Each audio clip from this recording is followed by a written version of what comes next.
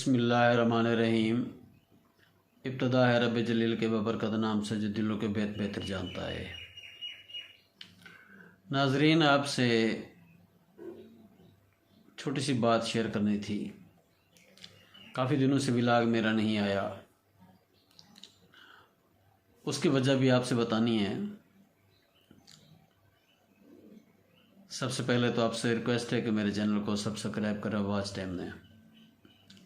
नाज़रीन, काफ़ी दिनों से तमाम निजी चैनल्स पर भी देख रहा हूँ, आलमी मीडिया पर भी देख रहा हूँ, और जो हमारे पाकिस्तान के पॉडकास्टर हैं, एंकर पर्सन हैं, वो इंटरव्यू टॉक शो कर रहे हैं, उनमें भी देख रहा हूँ।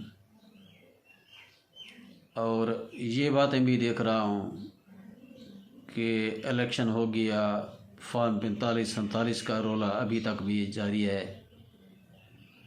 कोई वज़ीर आला बन गया, कोई वज़ीर आज़म बन गया। दो पार्टियां जो मुखालिफ थीं इलेक्शन के 2 दिन पहले तक, वो अब मिल गईं। कहीं धरने हो रहे हैं। मैं सिंध की बात कर रहा हूँ, तो वही जमीयत जिसको प्रोटोकॉल मिलता था सिंध में, उनकी लड़ाई हुई पुलिस के साथ, और अजीबोगरीब से मनाजिर देखने में आए। लेकिन सबसे अहम बात जो मैंने ये 8 दिन मेरे ख्याल में हो गए व्लॉग नहीं बनाया, तो 8 दिन यही सब कुछ देखता रह गया। एक एक सहाफ़ी का इंटरव्यू, हर सियासी शख्सियत से, हर एक टॉक शो देखता रहा, और हिस्ट्री उठा के देखी, किताबों को पढ़ा। और किताबों में इतना रिटर्न नहीं मिला जितना टॉक शो में मिला है। तो वो बहुत इम्पॉर्टेंट और मज़ेदार है। लेकिन मज़ेदार होने के साथ साथ थोड़ा सा दुखी भी है, क्योंकि उसमें पाकिस्तान की तरक्की नहीं तनज़्ज़ुली होती है। नाज़रीन, सबसे पहली बात तो ये है कि दुखी बात इसलिए है कि हर इलेक्शन में पिछले इलेक्शन को लोग भूल जाते हैं और पिछले इलेक्शन की बातें भूल जाते हैं। लेकिन इस 8-10 दिन में जो मैंने हर टॉक शो में देखे हैं, हर निजी टीवी चैनल पे देखे हैं, हर आलमी मीडिया पे देखे हैं कि जी पीटीआई के साथ धांधली हुई, बिल्कुल हुई, ये माननी पड़ेगी।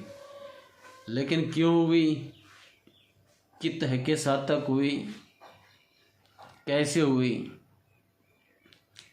बात यह है कि नाजरीन, सबसे पहली पार्टी जमहूरी पार्टी जो मैंने रिसर्च की है, वो है पाकिस्तान पीपल्स पार्टी, जिसमें ज़ुल्फ़िकार अली भुट्टो ने कुर्बानी दी थी अपनी जान की। एस्टेब्लिशमेंट ने उस वक्त उस पर हाथ रखा कि अवामी मकबूलियत को ज़्यादा ये जा रहा है, और कहीं ये ना हो कि हम इस मुल्क के सरबराह हैं, इस मुल्क के मुहाफ़िज़ हैं, और इस हद तक बात चली कि कहीं ये हमारा बच्चा नशई ना हो जाए, गलत कामों में ना लग जाए। उन्होंने बच्चा ज़ुल्फ़िकार अली भुट्टो को कहा था।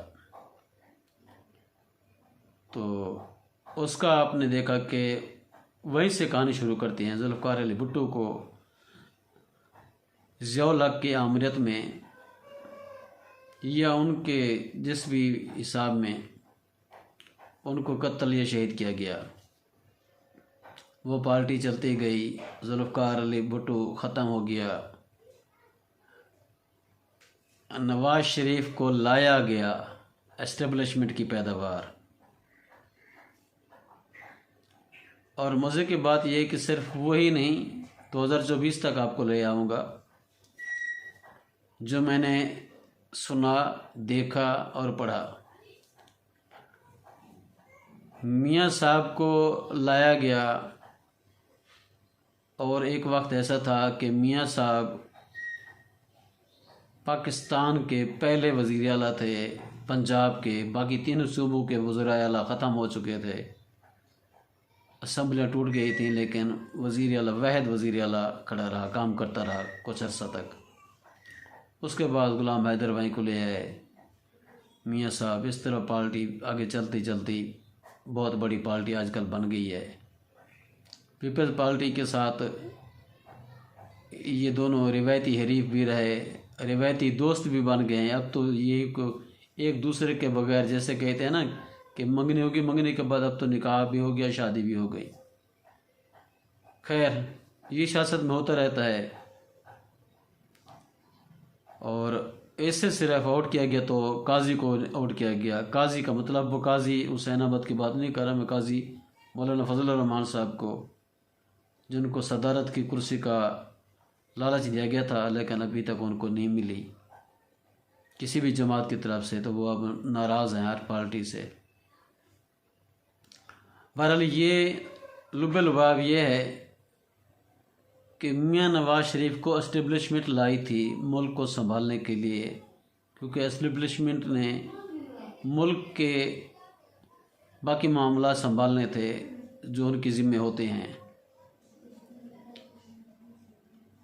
उनके ज़िम्मे सबसे पहले तो है मुल्क के तहफ़्फ़ुज़। मुल्क का तहफ़्फ़ुज़ है, अवाम तहफ़्फ़ुज़ में है तो मुल्क ठीक है, वगरना कुछ नहीं। जी हम भी मानते हैं, लेकिन ये जो नतीजा मैंने अख़ज़ किया है कि ये जितनी भी हुकूमतें आई हैं, चाहे नवाज शरीफ की 3 बार आई है, पीपल्स पार्टी की 2-3 बार आई हैं, अब काफ लीग की भी आई थी, उसके बाद अब इमरान खान की आई थी 2018 में, अब 2024 में फिर दोबारा मियाँ नवाज शरीफ की हुकूमत लाई गई, बनाई गई ज़बरदस्ती। और पिछली हुकूमतें जो बनाई गई थी उनमें तरीक़ाकार बिल्कुल आसान था, वो थोड़ा सा एस्टेब्लिशमेंट सहारा देती थी, हुकूमत बन जाती थी। इस वक्त जो नताइज मिले हैं, अवाम को इन चीज़ों का नहीं पता था कि ये जो हुकूमतें बनती हैं वो शायद कहते थे भी हमारे वोटों से बनती हैं, हम जिसको वोट देते हैं हमारे वोटों से ये MP MN बनते हैं और जाकर हुकूमतें बनाते हैं।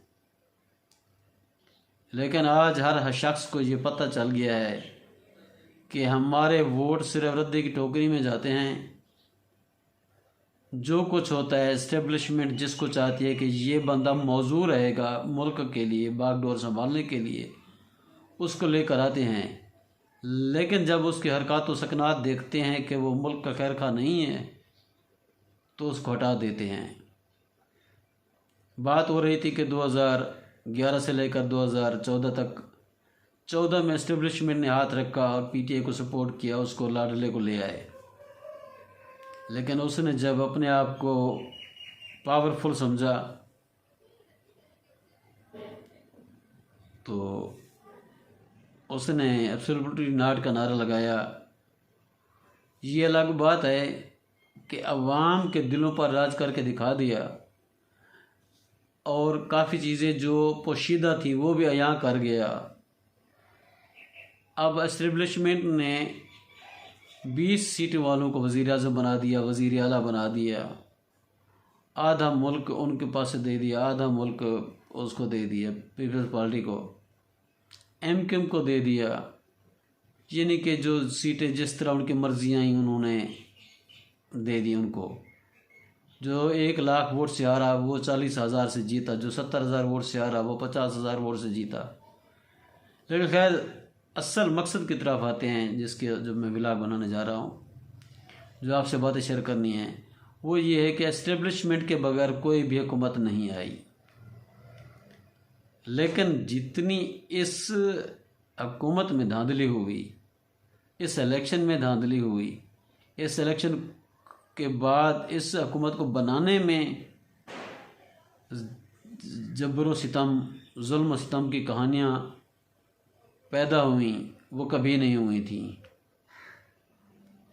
वो ये है कि इमरान खान को एक तारीख का हिस्सा बनाया गया है।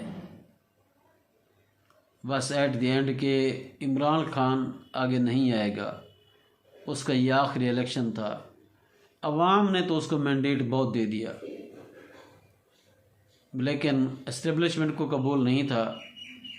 अब एस्टेब्लिशमेंट को जो कबूल थे उनकी 20 सीटें भी थी, तो अब वो वज़ीर आज़म बन गए हैं, वज़ीर आला बन गए हैं। बहरहाल आपसे ये बात शेयर करनी थी कि जो आप इलेक्शन के दिनों में, मैं उम्मीदवार से बात नहीं कर रहा, कैंडिडेट से बात नहीं कर रहा, किसी पार्टी के ओहदेदार से बात नहीं कर रहा, ना किसी पार्टी का नाम ले रहा हूँ। मैं सिर्फ़ और सिर्फ पूरे पाकिस्तान की 26 करोड़ अवाम में से 13 करोड़ रजिस्टर्ड वोटर्स से बात कर रहा हूँ। खुदारा अपने बच्चों का मुस्तकबिल दाव पर ना लगाएं। मैंने एक व्लॉग बनाया था पहले कि पाकिस्तान के हालात श्रीलंका जैसे हो रहे हैं, होते जा रहे हैं, लेकिन उस वक्त ये नहीं मालूम था कि इसके ऊपर क्या पर्दा है। जब पर्दा हट गया है तो सीधी बात आपसे कह रहा हूँ, जब मुझे मालूम हुआ है कि अपने बच्चों की रोज़ी रोटी करें, ये एस्टेब्लिशमेंट का काम है, किसको बिठाना है, किसको हटाना है। आपके वोटों से कोई तब्दीली नहीं आ सकती। मैं 7-8 दिन से इस रिसर्च के बाद इस नतीजे पर पहुंचा हूं कि 13 करोड़ अवाम के मैंडेट की कोई इज्जत नहीं। उनको भेड़ बकरियों की तरह सिर्फ एक दिन के लिए बुलाया जाता है, वो जलीलो ख्वार होकर वोट देकर आ जाते हैं। वोट कहीं से कहीं चले जाते हैं। फार्म 45-47 तो अब दूर की बात है, अब डायरेक्ट बनाया जाता है। पहले तो मैं 3-4 दिन फार्म 45 जो एक पोलिंग स्टेशन का रिज़ल्ट होता है, फार्म 47 जो एक हल्के का, एक पूरे पीपी का हल्का हो या एनए का हल्का हो, कुछ सूबाई हल्का हो या कौमी से हल्का हो।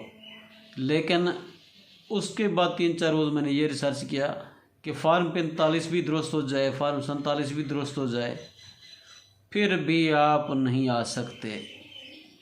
तो लिहाजा तमाम वोटर से इल्तमास है, एस्टेब्लिशमेंट का एहतराम कीजिए।